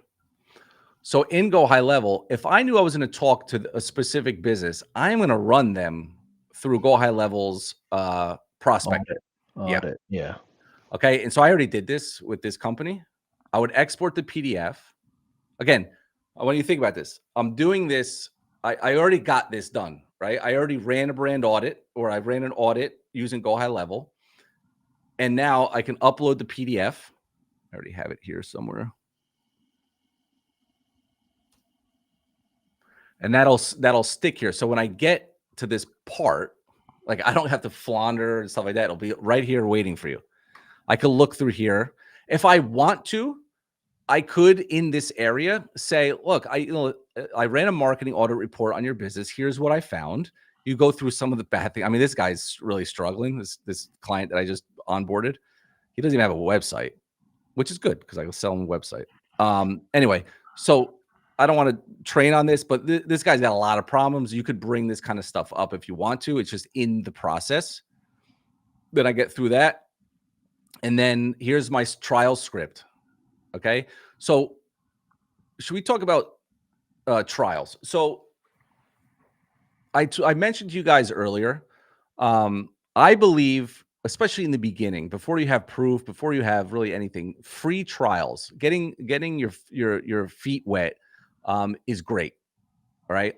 And so, how does this trial work? If I'm on, right, I'm not going to read through all this, but if I'm on here, my last essential pitch is going to be, I could do this for free. I'll do it for free for a little bit of time.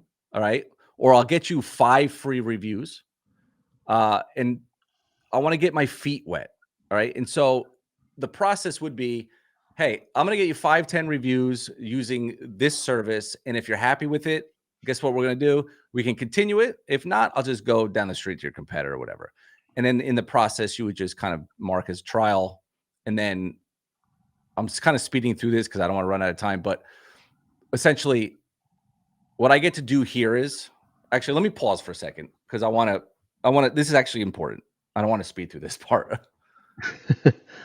You're good. So So I think go ahead. so. One or two things I want you to just clarify on. Mhm. We didn't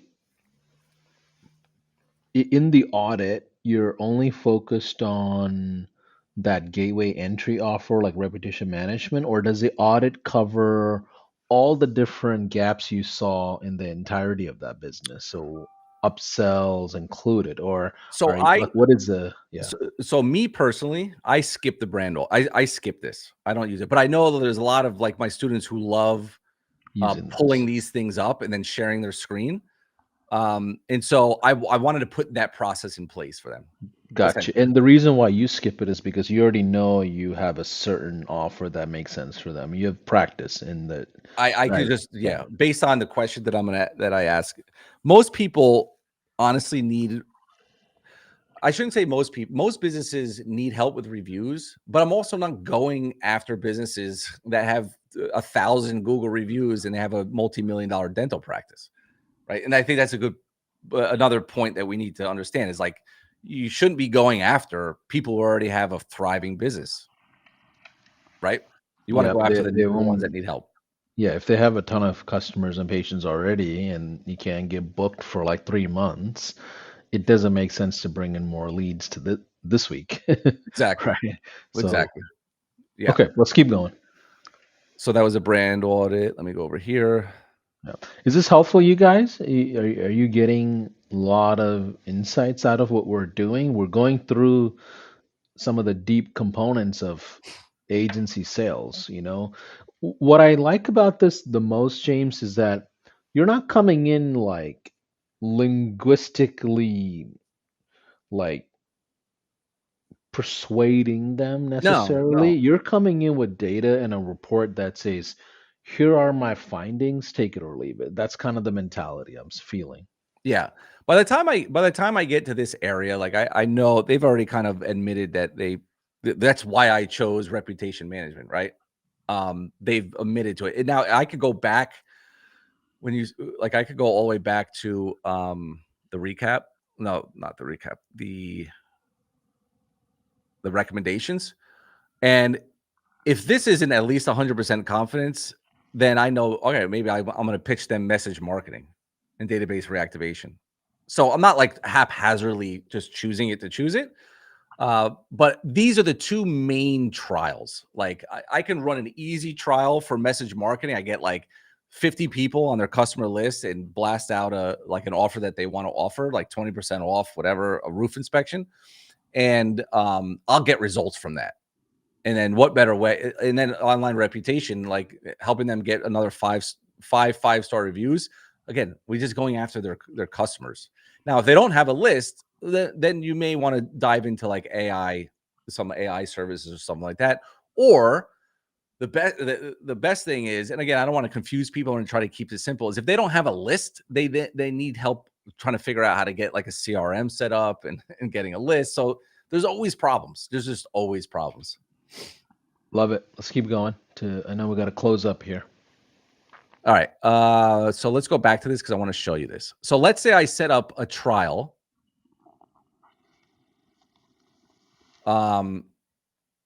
Here. So I get this guy in a trial, and my trial is like, I'm going to get you some reviews. So let's say I got, so now I come back, right? So I'm going to get back on the phone with this person, and I know that prior to the trial, this guy had 15 Google reviews, and after he's got 22. Okay, we didn't do any Facebook reviews; he didn't want them, and he had a 4.2 overall rating, and now he's got a 4.6. Right now, I'm documenting. Right, I'm documenting this. I'm just going to keep this default, but whatever your primary service name is, you could just click and change it, and then whatever you charge, let's say. Okay, so these are some of the offers that I would offer and downsell them to. All right, it's built into here. You can name it whatever you want. You could charge whatever you want. Let's say we charge 197. I don't know. So I hit save and continue. And now in my script to him, I'll say, all right, so as you can see, we were able to get you 7 reviews here on Google. It's calculating the differences. Good stuff, right? Now, as you can see, your rating is 4.6, which we compare to 4.2 prior to us working together. So this script is basically now trying to get them on a recurring basis for reputation management. That's it, really. So this is after they were already working with you for a This little is bit. You're they're doing a a trial client, free trial client. And again, there are many of our students who charge for trials. They like, hey, yeah. $300 for a week of a trial, let's say. I do free. I just always have for a long time. It's just easier. It makes me more confident to get a client onboarded and then get them for long term. So Yeah. I'm doing a trial, free trial, setting them up, getting some results. These are the results, and then I'm pitching them on a 197, 297 reputation management every month. Every month. Got it. And in the sales cycle, often with agencies, a lot of the gap is after a client has said yes before they make the payment. It's like they say yes, and you're like, I haven't found them in for 2 weeks. They went on Oh, vacation. They are like nowhere to be found. I know they give me a verbal yes, but I can't onboard them until they have made a payment. So when you skip that component and say, let's get started now, don't worry about the pricing or the investment. We'll deal with that later. You take down a whole wall of objections when you don't have a payment friction in between. yeah. So Yeah. there's benefits of that, especially if you're starting out. If you're If you're advanced, starting out, there's a lot of benefits to that. I would say if you're doing 10, 12,000 a month as an agency, you wouldn't be doing free trials. I mean, you can. Like I said, when I do free stuff for businesses all the time to get on their good yeah, graces, yeah. and it's just what I do. And But the shorter the trial period, the better, isn't it? the shorter the better. You don't want a time period. Essentially, you want a result period. So first 50 reviews, and if that happens in the first 2 days, great, trial's done. Exactly. Yeah, 100%. And look how fast I work. Oh yeah. Correct. You tell them Love it. oh, maybe I'll talk to you in 5 days. And then all of a sudden, the next day, hey, let's jump on because this is what I Yeah. got you. And here's a pro tip.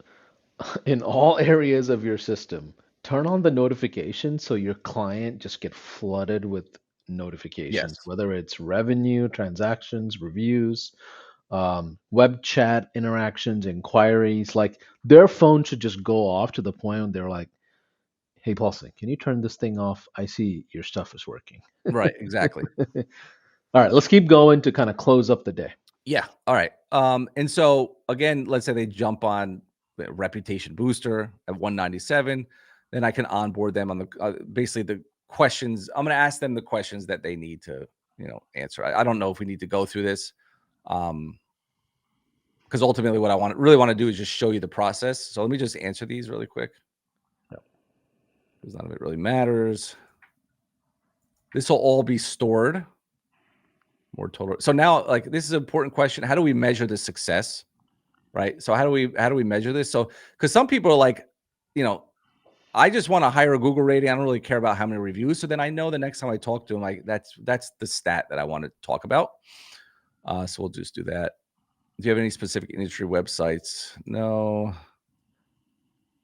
This is important. Again, after we run the campaign to the existing customer list, would you prefer to provide me with the new customers weekly or bi-weekly? Why do we need to do that? Now, there are instances where we could use Zapier and tie in a business owner's CRM to go high level.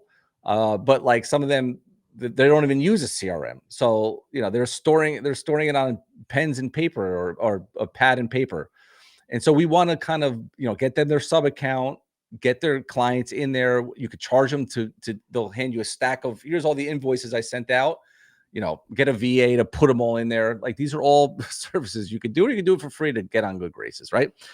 So how are we going to get through? Because if we're going to keep generating reviews, their customers need to get into Go High Level to run it, right?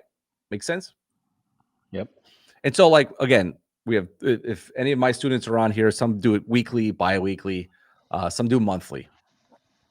So it would complete the onboarding. And so we could actually always view the onboarding, always know all the information that we need. And so that will all be stored there. Okay. So does all this make sense? And that's the process. So that Yep. is the current process that I've built in here.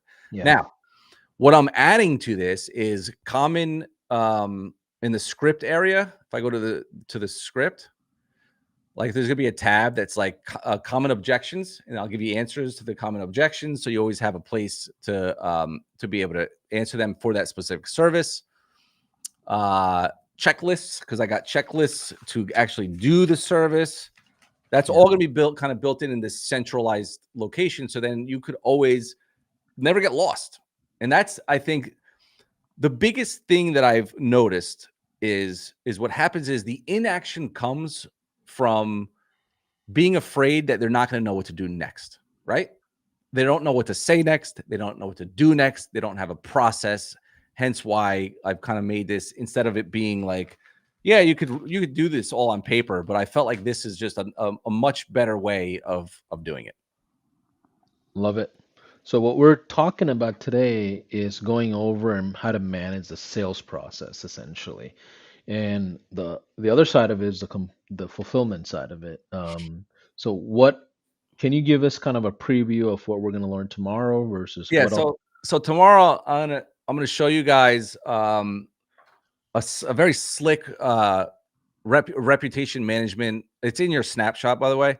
I would just wait until tomorrow so I can walk you through it. So we're gonna have we'll set up the reputation management service. We'll add the AI reviews, the where it's auto responding to it, and I'll do anything else that you guys want to do. We'll set up the referral automation. So then when a client is in your system, on the back end, we will have automation set up to go out, trying to get them back on another call. So then you could ask them for referrals. I'll give you the scripts for that. So yeah. And anything else you Perfect. guys want to know? I got nothing but time on my hands. Perfect. So why don't we call it a day for day one? We went through the first three phases of the sales process, and tomorrow we'll go over the next component of it. Um, any final recommendations for the folks that are jumping into the snapshot and everything else that you've provided today? Yeah. So with if they have the snapshot, you could actually access. This is not, just so you guys know, this doesn't cost anything. Just so you guys all know this.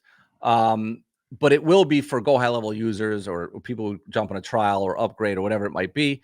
And you'll be able to get. I'll explain tomorrow how you can get access to this, and it'll probably be ready in the next few days. I just want to add some more things to it, and I want to stress test it a little bit.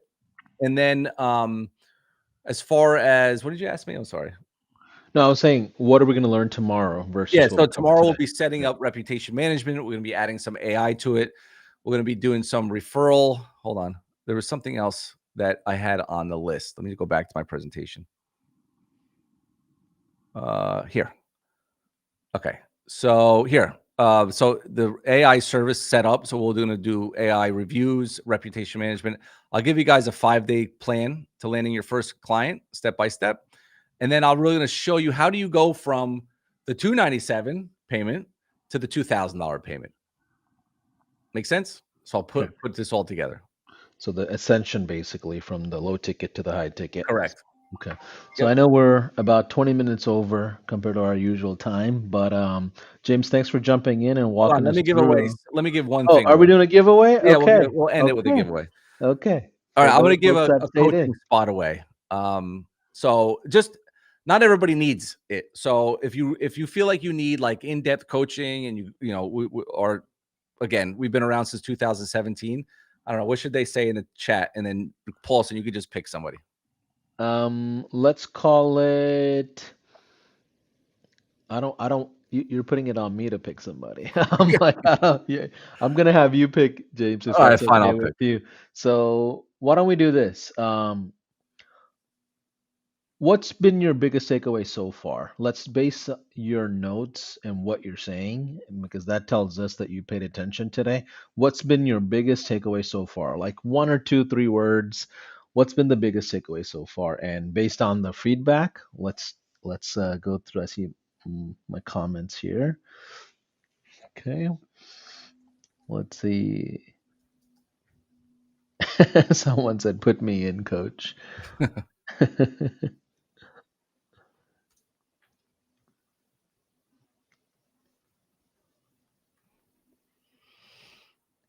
Tell us what's your biggest takeaway so far. We spent the last hour and 50 minutes almost teaching you guys and gals how to exactly, go through something and build up an agency here. So no biases. James, your All right. call. All right. The best way to do this is because I can scroll. I'm just gonna close my eyes and like scroll, and then whoever it lands on is gonna get it. All right. That's what I do on our Wednesday night calls when we give like swag away. That's the best way to do it. All right, ready? Alex Britt. I All landed right. on Alex Britt. Okay. Sounds good, Alex. If you don't mind reaching out, um, to James, or send us your email info. We'll reach out to you and set that up. But what should they do to prep for tomorrow? Any homework or anything that you would love for them to kind of get ahead of, or like just I mean, in I general? everybody here everybody that's watching this, they either have a trial because they registered, right? Or there are Yeah, people out there that don't. yeah. They're for them to get the collaterals, they had to register for the event. There Okay. are people that watch it randomly, but Got we it. All don't right. So focus I on would that. say Yeah. the biggest thing is tomorrow you're going to need that snapshot. Um, and so like it's going to be like a walkthrough. So I'm going to walk you through setting this snapshot up and exactly what it is. And yes, there also will be some how to go from 297 to 2000. We'll probably go back into this sales tool a little bit. But in Right. order for any of this to make sense, you need to have go high level. So if you don't Yeah. have go high level, grab the trial and make sure you have go high level. All right. So bye for now, guys and gals. We'll see you tomorrow at 12 o'clock Eastern. That's New York time for those of you that are worldwide. Replays will be available on all the channels, YouTube specifically, in case if you ever want to go back and look at some of the old stuff. I would also recommend, as like a friendly reminder, I did a 2, 3 day workshop with James last year or year before that, James saying. I would say take a look at that and you see kind of the evolving of what's happening in the agency world. So if you're someone that's sitting in front of the classroom and you're like really going after it, like go back to the old workshop as well and watch both. But bye Yes. for now. All right, I, guys, appreciate it. We'll get your answer. Also, you have my email here. If you have any questions, just shoot me an email. yeah, we'll do a Q&A tomorrow as well to kind of end the event. So that way Perfect. we go through all the questions. I know you got questions on A2P and all kinds of stuff. So Oh yeah, we'll get through all we'll that, talk guys. about that Yeah. tomorrow. Yeah. Okay. Bye for now. All right. Thanks a lot, man. Appreciate it.